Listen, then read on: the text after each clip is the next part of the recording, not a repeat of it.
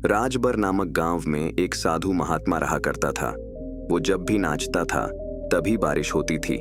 इसलिए गांव के लोगों को जब यह बारिश की जरूरत होती थी तब यह लोग उस साधु के पास चले जाते थे और उन साधु महात्मा से प्रार्थना करते हैं कि वह नाचे, और जब वो हंसने लगते तो बारिश जरूर होती थी।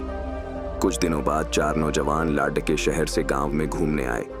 जब उन्हें यह बात पता चली कि किसी साधु के नाचने से बारिश होती है तो उन्हें यकीन नहीं हुआ। शहरी पढ़ाई लिखाई के घमंड में उन्होंने गांव वालों को चुनौती दे दी कि अगर हम भी नाचेंगे तो बारिश होगी, और अगर हमारे नाचने से बारिश नहीं हुई तो साधु के नाचने से भी बारिश नहीं होगी। अगले दिन सुबह सुबह गांव वाले उन चारों नौजवान लड़कों को लेकर साधु की कुटिया के पास पहुंचे। गांव वालों ने साधु को सारी बात बताई है, तो फिर लड़कों ने पहले नाचना शुरू किया और उनको आधा घंटा बीत गया। फिर पहला लड़का थक कर बैठ गया पर बादल नहीं दिखे। कुछ देर बाद दूसरे लड़कों ने नाचना शुरू किया और 1 घंटे बीतते बीतते वह भी थक कर बैठकर अब बाकी दोनों लड़कों ने भी ऐसा ही किया, पर बारिश नहीं हुई। अब साधु की बारी थी। उसने नाचना शुरू किया। 1 घंटा बीत गया पर बारिश नहीं हुई। साधु फिर भी नहीं रुका, वह नाचता ही रहा। नाचते नाचते 2 घंटे बीत गए पर बारिश नहीं हुई।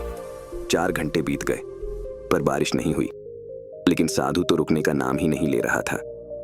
धीरे धीरे शाम होने लगी थी कि तभी बादलों की गड़गड़ाहट सुनाई दी और थोड़ी देर बाद जोरों की बारिश होने लगी।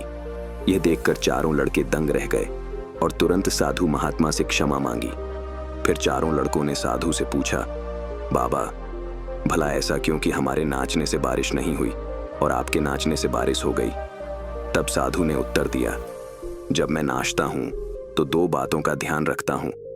पहली बात तो मैं यह सोचता हूं कि अगर मैं नाचूंगा तो बारिश को होना ही पड़ेगा, और दूसरी यह है कि मैं तब तक नाचूंगा जब तक कि बारिश ना हो जाए।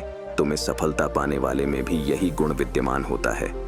वो जिस काम को करते हैं उसमें उन्हें सफल होने का पूरा भरोसा होता है, और वह तब तक उस काम को करते रहते हैं जब तक कि उसमें सफल ना हो जाएंगे। इसलिए अगर हमें सफलता हासिल करनी है तो उन साधु महात्मा की तरह ही अपने लक्ष्य को प्राप्त करना होगा।